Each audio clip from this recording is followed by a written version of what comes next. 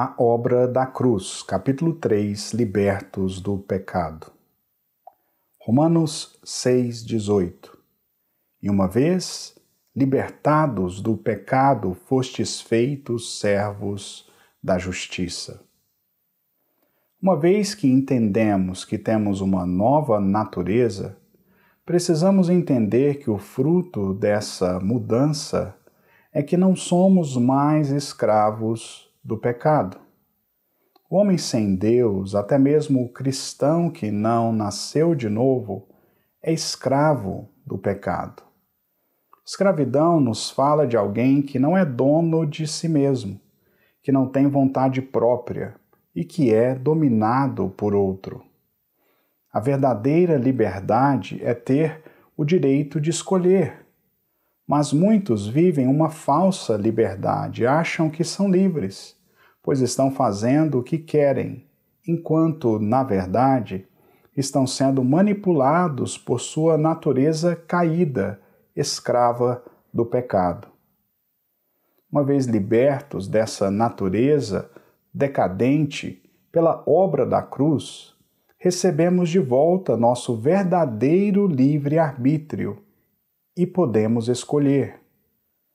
Isso é possível porque a obra da cruz não somente perdoou nossos pecados, mas nos libertou do poder deles.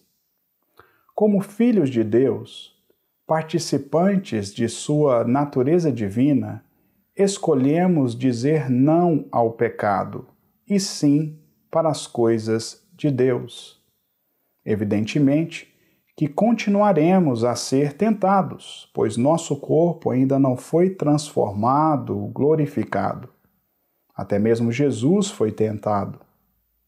A respeito da tentação, precisamos esclarecer antes de tudo que ser tentado não é pecado.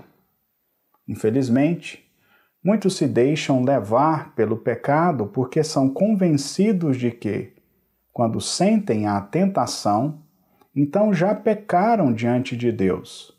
Mas isso é um engano. Tentação é diferente de intenção. Muitos homens olham para mulheres, mas há aqueles que olham com intenção impura. A segunda coisa é que a ordem bíblica é para que fujamos do pecado. Não tente resistir à tentação. Simplesmente fuja dela. Todavia, em vez de fugir, alguns totalmente acreditam que podem lidar com o pecado, utilizando a própria força. Isso é chamado de confiança na carne, justiça própria. A palavra de Deus diz que a soberba precede a ruína. Se queremos ter vitória, precisamos ser humildes diante de Deus. O que é a confiança na carne? É quando pensamos que podemos lidar com determinada situação.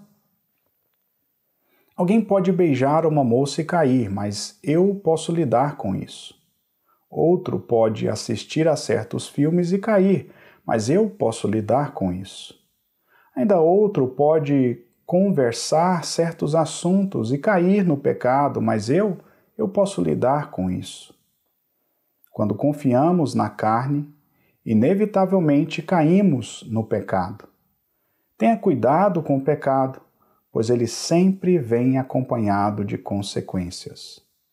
Romanos, capítulo 6, versículo 23 diz: Porque o salário do pecado é a morte, mas o dom gratuito de Deus é a vida eterna em Cristo Jesus, nosso Senhor. Nunca trate o pecado de forma displicente, muito menos o pecado sexual, pois quem o comete peca contra o próprio corpo. Vivemos em dias de grande promiscuidade sexual, mas a vontade de Deus é clara nessa área. Ele reservou o sexo para ser vivido dentro do casamento, entre um homem e uma mulher. Gênesis capítulo 2, versículo 24 diz: Por isso, deixa o homem pai e mãe e se une à sua mulher, tornando-se os dois uma só carne. Vivemos numa sociedade democrática, onde as pessoas podem viver como quiserem, mas aqueles que desejam seguir a fé cristã e alinhar sua vida à palavra de Deus, precisam entender os padrões da palavra e crer que a vontade de Deus é sempre boa, perfeita e agradável.